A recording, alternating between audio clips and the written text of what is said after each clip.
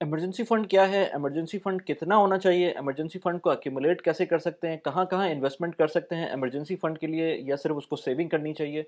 इन सारे क्वेश्चंस का जवाब आज की वीडियो के अंदर। अब मैं जो भी वीडियोज़ बनाता हूँ वो एक जनरल गाइडलाइन होती है। मैं उसके अंदर आपको बताऊँ कि क्योंकि एक टॉपिक जो है हमारा पर्सनल फाइनेंस का वो इतना ज़्यादा स्पेसिफ़िक है, उसका नाम ही पर्सनल फाइनेंस है। तो अगर मुझसे कभी कोई कॉल पे बात करता है जिसका लिंक मैंने डिस्क्रिप्शन में डाल दिया अगर आपको वन ऑन वन कॉल करनी है। अगर मुझसे कोई कॉल पे बात करता है तो वो मैं उसके पॉइंट ऑफ व्यू से थोड़ा बहुत जो समझता हूँ वो मैं उनको एक्सप्लेन कर देता हूँ। लेकिन अभी जो मैं वीडियो में बात करूँगा उसके अंदर बहुत सारी चीज़ें जनरलाइज़्ड होती हैं। तो इसलिए उसको आप एक एक ओवरव्यू के तौर पे ले सकते हैं लेकिन उसको डायरेक्टली इम्प्लीमेंट नहीं कर सकते क्योंकि अब वही बात है कि किसी एक बंदे का सिनेरियो डिफरेंट होता है, उसकी फैमिली सर्कमस्टांसेस डिफरेंट होते हैं, उसकी नेट वर्थ डिफरेंट होती है, उसके long term goal, short term goals different होते हैं, उसके ज्योग्राफी डिफरेंट होती है। तो इसलिए हर एक चीज़ के ऊपर उसको इम्प्लीमेंट नहीं करना चाहिए। हम बिल्कुल जनरल बात करें तो इमरजेंसी फंड होता क्या है? इमरजेंसी फंड आपका बेसिकली वो पैसे हैं आपके पास जो आप किसी भी इमरजेंसी में यूज़ कर सकते हैं। अब वो इमरजेंसीज़ क्या-क्या हो सकती हैं? इमरजेंसीज़ में सबसे इंपॉर्टेंट इमरजेंसी मेरे ख्याल से आपकी जॉब लॉस हो सकती है। यानी कि अगर आपकी जॉब चली जाती है फॉर सम रीज़न तो अनफॉर्च्यूनेट सिचुएशन के अंदर आपके पास ये ही फंड्स आपको हेल्प करेंगे। वरना अगर आपकी जॉब चली जाती है और आपके पास 1 महीने के पैसे भी नहीं है और आप सिर्फ पे चेक टू पे चेक रह रहे हैं तो आप सोचें आपका क्या हाल हो जाएगा। आपको डेफिनिटली लोगों से पैसे माँगने पड़ जाएँगे और ये कंडीशन कभी भी नहीं आनी चाहिए कि आपको लोगों से पैसे माँगने पड़ें। इसके अलावा आपके कार रिपेयर के खर्चे हो सकते हैं, आपकी गाड़ी कभी ब्रेक हो सकती है और वो उसमें आपके एक्स्ट्रा पैसे जा सकते हैं। इसके अलावा आपके अल्लाह ना करे मेडिकल कोई एक्सपेंस हो जाए तो वो एक बहुत बड़ा खर्चा हो सकता है जबकि उसमें तो खैर मैं वही कहता हूँ अगेन कि कोशिश करें कि आपके पास insurance, medical insurance, health insurance हो लेकिन अगर वो नहीं है तो आपके उसके लिए एक ख़ास किस्म के पैसे जमा होने चाहिए हर वक़्त। तो वो भी एक मेजर खर्चा है जिसके लिए आप इमरजेंसी फंड को यूज़ कर सकते हैं। इसके अलावा आपके घर का कोई रिपेयर है वो उस तरह की इस तरह की चीज़ है या लेट्स से आप लेट्स से रेंट पे रह रहे हैं और रेंट पे रहते-रहते एकदम से आपको आपके लैंडलॉर्ड ने बोला कि भई आप घर चेंज कर लें। आप घर चेंज करेंगे तो उसमें जो उसके आपके एडवांस के पैसे हैं, वो मिलते-मिलते काफ़ी टाइम लगेगा। तो आपको जहाँ भी नए घर जाना है, उसके लिए आपको कहीं न कहीं से तो फंड्स लाने होंगे एडवांस देने के लिए। तो वो पैसे भी आपके पास होने चाहिए। उनको भी आप इमरजेंसी फंड से यूज़ कर सकते हैं। लेकिन क्योंकि वो तो आप रिप्लेनिश कर देंगे ना, जब आपको एडवांस के पैसे वापस मिलेंगे तो आप उसके अंदर दोबारा से डाल देंगे इमरजेंसी फंड को। अब कहाँ-कहाँ इमरजेंसी फंड के पैसे यूज़ नहीं करने चाहिए, वो बहुत इंपॉर्टेंट है क्योंकि ये भी पता होना चाहिए कि अगर आपके पास इमरजेंसी फंड मौजूद है, पैसे मौजूद हैं, तो उनको कहाँ यूज़ नहीं करना चाहिए। हम अभी आएँगे इस बारे में कि कितना इमरजेंसी फंड होना चाहिए, वो एक अलग चीज़ है। लेकिन अभी मैं बात करूँ कि आपको कहाँ-कहाँ यूज़ नहीं करने चाहिए उन पैसों को।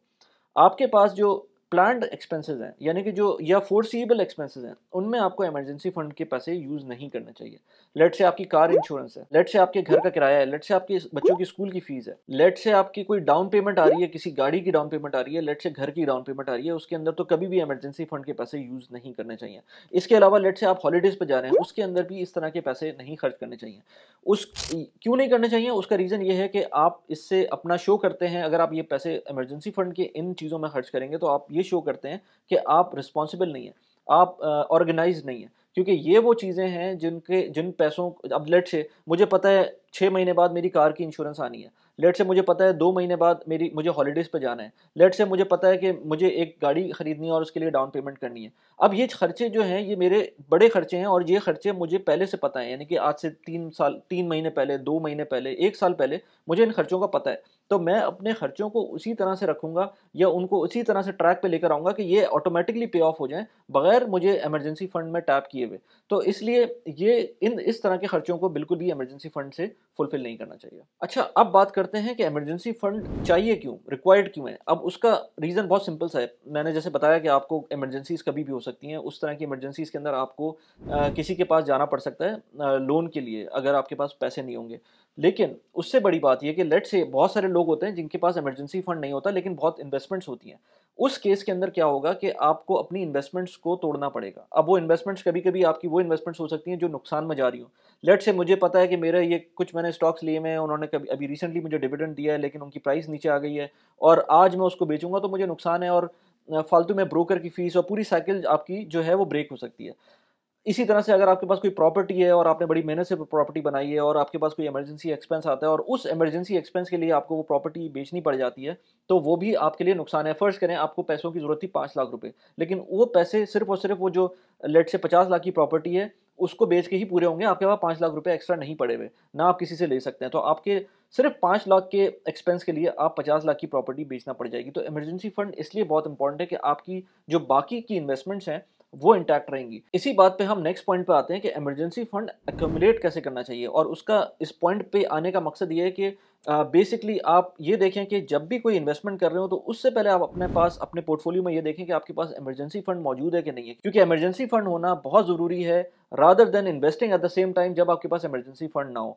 उसका reason as I said again कि आपके पास जब इमरजेंसी आएगी आपने उसको अपनी जो इन्वेस्टमेंट्स हैं उनको ब्रेक करना होगा, और वो चाहे उस वक्त प्रॉफिट में हो चाहे नुकसान में हो चाहे कुछ भी कंडीशन हो, आपको वो ब्रेक करके आपको अपने अपनी जो भी खर्चे हैं वो पूरे करने होंगे। तो इसलिए before going into any investments आपको अपने इस फंड को रिप्लेनिश करना होगा। अच्छा, इसके अंदर मैं हमेशा कहता हूँ कि जब भी कोई इन्वेस्टमेंट करें, लेट्स से मैं जब बात करता हूँ प्रॉपर्टी की इन्वेस्टमेंट की या स्टॉक्स की इन्वेस्टमेंट की या लेट्स से स्मार्ट क्लाउड की इन्वेस्टमेंट की, गेटसेक की इन्वेस्टमेंट की, जो कि हम यूएई में रहते हुए कर सकते हैं बहुत इजीली। अगर आपको 250 दिरहम के का रेफरल बोनस चाहिए तो आप मेरे लिंक पे क्लिक करें, आप उसको अगर आप अपना अकाउंट बनाते हैं उसको फंड करते हैं अकॉर्डिंग टू द टर्म्स, उसमें आपको 250 दिरहम मिल सकते हैं। खैर, अब इन चीज़ों के अंदर आपको जाने की ज़रूरत है, डेफिनेटली इन्वेस्ट करने की ज़रूरत है, लेकिन उसके लिए मैं हमेशा कहता हूँ कि थोड़ा थोड़ा करके इन्वेस्ट करें।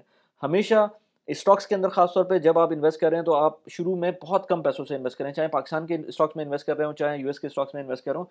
शुरू में बिल्कुल स्लोली एंड ग्रेजुअली चलें, लेकिन मैं जब बात करूंगा इमरजेंसी फंड की तो मैं कहूँगा इसको वॉर फुटिंग पे आपको कंप्लीट करना है। इसको आपको हर सूरत में अपने, जिसे कहते हैं ना कि अपनी सब कुछ रोक कर, सारे खर्चे रोक कर आपको इमरजेंसी फंड को रिप्लेनिश करना होगा। इसमें आपकी फैमिली बहुत इंपॉर्टेंट है, क्योंकि ये फैमिली के ऊपर ही इम्पैक्ट करता है। अगर आपके पास इमरजेंसी फंड नहीं होगा तो आपकी फैमिली इम्पैक्ट करेगी। तो आपकी फैमिली को भी, अपनी फैमिली को भी बताएं ये अमाउंट होनी कितनी इंपॉर्टेंट है। इसके अंदर आप मैं कहूँगा कि अगर आपको इमरजेंसी फंड आपके पास नहीं है और आपके पास मल्टीपल इन्वेस्टमेंट्स हैं, तो मैं तो ये कहूँगा कि वो इन्वेस्टमेंट्स अगर प्रॉफिट के अंदर है तो उनको लिक्विडेट करके आप इमरजेंसी फंड के लिए डाल दें। इसी तरह से अगर आपके पास कोई डेट है, आप कोई किसी कर्जे के अंदर है, तो सिवाय आपके जो होम लोन है या कुछ कुछ हद तक जो कार लोन है उसको हटा के आप पहले उसको लोन पे ऑफ करें। बाय द वे, इस पे मैंने अलग से वीडियोस बनाई हुई है कि पहले आपको क्या करना चाहिए। आपके पास पहला, लेट से आपके पास लोन है, आपके पास इमरजेंसी फंड नहीं है, आपके पास इन्वेस्टमेंट्स नहीं है, तो आप पहले क्या करेंगे? आपको सबसे पहले अपना लोन पे ऑफ करना है, उसके बाद इमरजेंसी फंड बिल्टअप करना है and then go for the investments. ये इस तरह से सीरीज होनी चाहिए। ये नहीं होगा कि आपके पास लोन भी मौजूद है, और ये मैं हाउस लोन की बात नहीं कर रहा, हाउस लोन एक डिफरेंट चीज़ होती है, लेकिन आपके पास लोन भी मौजूद है, पर्सनल लोन मौजूद है, किसी से पैसे लिए हुए हैं वो भी मौजूद है, आपके पास लेट से इन्वेस्टमेंट्स भी मौजूद है और इमरजेंसी फंड मौजूद नहीं है। सबसे पहले आपको अपने लोन्स खत्म करने हैं, इमरजेंसी फंड बिल्टअप करना है and then go for the investments, क्योंकि वो बहुत इंपॉर्टेंट है। अच्छा, इमरजेंसी फंड बहुत ज़्यादा होता भी नहीं है। अब हम बात करें इमरजेंसी फंड की अमाउंट कितनी होनी चाहिए। लोग उसको गलत समझते हैं। लोग ये समझते हैं कि हमारे पास, कुछ लोग कहते हैं 3 महीने की, कुछ लोग कहते हैं 6 महीने की। तो मैं यही कहूँगा कि 3 महीने 6 महीने होना चाहिए, लेकिन 3 महीने 6 महीने किस चीज़ का होना चाहिए। 3 महीने 6 महीने ऐसा नहीं है कि आपकी लेट से किसी की सैलरी 2 लाख रुपए, तो इमरजेंसी फंड अगर मैं बोलूँ कि 3 महीने का होना चाहिए, तो उसका मतलब ये नहीं है कि 3 to 6 6 लाख रुपए आपके पास मौजूद हो। ऐसा नहीं है। अगर फर्ज करें मैं बोलूँ कि 6 महीने का इमरजेंसी फंड होना चाहिए, तो 6 to 12 यानी कि 12 लाख रुपए आपके पास इमरजेंसी फंड में होना चाहिए, ऐसा नहीं है। आपका इमरजेंसी फंड आपके खर्चों पर डिपेंड करता है। अगर आपकी सैलरी 2 लाख रुपए है और आपके खर्चे लेट से 1 लाख रुपए हैं, तो आपका 6 महीने का इमरजेंसी फंड 6 लाख रुपए बनेगा, 12 लाख रुपए नहीं बनेगा।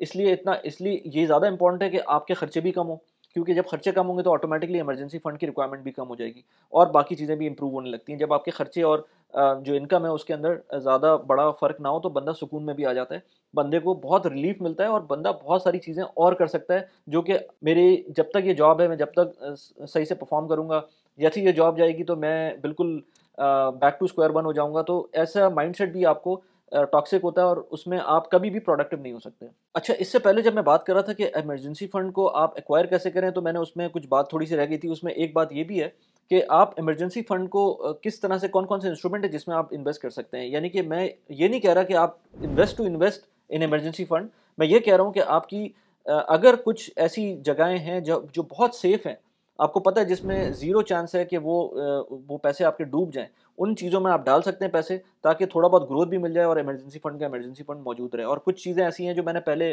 मल्टीपल टाइम्स बात की हैं कि इमरजेंसी फंड, लेट्स से अगर आप 6 महीने का इमरजेंसी फंड रख रहे हैं, तो कम से कम 1 महीने का कैश में रख लें, लेकिन जो बाकी के 5 महीने के इमरजेंसी फंड को आप, लेट्स से अगर आप यूएई के अंदर तो नेशनल बॉन्ड में डाल सकते हैं, आप बैंक अकाउंट्स में डाल सकते हैं जो कि थोड़ा बहुत आपको प्रॉफिट दे रहे हो। इसके अलावा आप जो रोशन डिजिटल अकाउंट में भी डाल सकते हैं। वैसे इमरजेंसी फ़ंड का मकसद तो ये है कि आपकी ज्योग्राफी जो भी आपकी ज्योग्राफिकल लोकेशन हो, आप वहीं पे रखें, लेकिन क्योंकि रोशन डिजिटल अकाउंट हाईली लिक्विड किस्म की प्रोडक्ट है तो उसके अंदर भी डाल सकते हैं। कुछ पैसे लेट से 6 महीने के इमरजेंसी फ़ंड की बात हो रही है तो 2 महीने का आप अपने पास कैश में रख लें और 4 महीने का रोशन डिजिटल अकाउंट के अंदर एनपीसी बना के रख लें उसको, वो फ़ौरन लिक्विडेट हो सकता है। इसके अलावा क्रेडिट कार्ड पे जब मैंने वीडियो बनाई थी तो उसके अंदर भी मैंने बताया था किस तरह से क्रेडिट कार्ड को आप एक हेज बना सकते हैं इमरजेंसी फ़ंड का, क्योंकि उसमें भी ऑलमोस्ट 50 दिन का आपको टाइम मिलता है कोई भी खर्चा करने के बाद कि आप उसको पे ऑफ करें। लेकिन अगेन अगेन मैं कहता हूँ कि ये बात पर्सनल फाइनेंस की है और पर्सनल फाइनेंस के अंदर लोगों की इंफॉर्मेशन इतनी नहीं होती है, लोगों की अंडरस्टैंडिंग उतनी नहीं होती है। तो मैं क्रेडिट कार्ड उसको बिल्कुल भी मैं नहीं कहता यूज़ करे बंदा जिसको ये चीज़ समझ में ना आती हो। तो जिसको समझ में आती है उसके लिए credit card is very good और उसके it can do wonders for anybody. मैंने पहले भी बताया था कि मैं क्रेडिट कार्ड से पिछले 13 साल में कुछ नहीं तो 50,000 दिरहम आज तक बना चुका हूँ और फॉर फॉर वेरियस रीजन हर महीने मुझे कुछ ना कुछ पैसे मिल रहे होते हैं। अगर आप उसको प्रॉपर्ली चलें, उसको सही से यूज़ करें, आपको बेनिफिट्स भी मिलते हैं और आपको उसके अंदर पैसे भी मिलते हैं। लेकिन बहुत सारे लोग होते हैं, अगर सब कुछ प्रॉपर चलने लगेगा तो हम जैसे लोग फिर किस तरह से क्रेडिट कार्ड से पैसे बनाएंगे।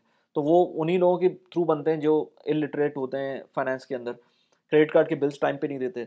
तो इसलिए ये चीज़ें बहुत इंपॉर्टेंट हैं। इमरजेंसी फंड बिल्टअप करें, उसके बाद इन्वेस्टमेंट्स पे आएँ, अपने डेट्स को ख़त्म करें। मैं जब इस चैनल के ऊपर वीडियोस बनाता हूँ तो लोग थोड़ा सा मिसअंडरस्टैंड करते हैं चीज़ों को, तो मैंने उसके लिए एक वीडियो बनाई थी आज से कोई 3-4 महीने पहले, जिसके अंदर मैंने बताया था कि मेरे एसेट्स जो थे वो किस तरह से इवॉल्व किए हैं over the period of time. मैंने उनके अंदर ऑलमोस्ट कोई 20 साल का बताया था कि किस तरह से मेरे एसेट्स इवॉल्व किए हैं, ताकि अब लोगों को पता चले कि एक दिन में ऐसा कुछ नहीं होता, या 1 साल 2 साल में कुछ नहीं होता, ये over the period of time आपको एसेट्स बनाने पड़ते हैं। यहाँ पर मैंने उस वीडियो का लिंक लगा दिया, आप उसको जाके देख सकते हैं। इसके अलावा एक और वीडियो मैंने बनाई थी जिसके अंदर मैंने बताया था कि किस तरह से आप लोन्स का फ़ायदा उठा सकते हैं और उसके अंदर कौन से 2 टाइप्स हैं, रिड्यूसिंग और फ्लैट। उसके अंदर किस तरह से आपको अपने पॉइंट ऑफ व्यू से किस तरह से लोन लेना है, रिड्यूसिंग लेना है या फ्लैट लेना है। यहाँ पर मैंने उस वीडियो का लिंक लगा दिया। कैसी लगी वीडियो प्लीज़ मुझे बताइएगा। Thanks for watching the video. Bye bye.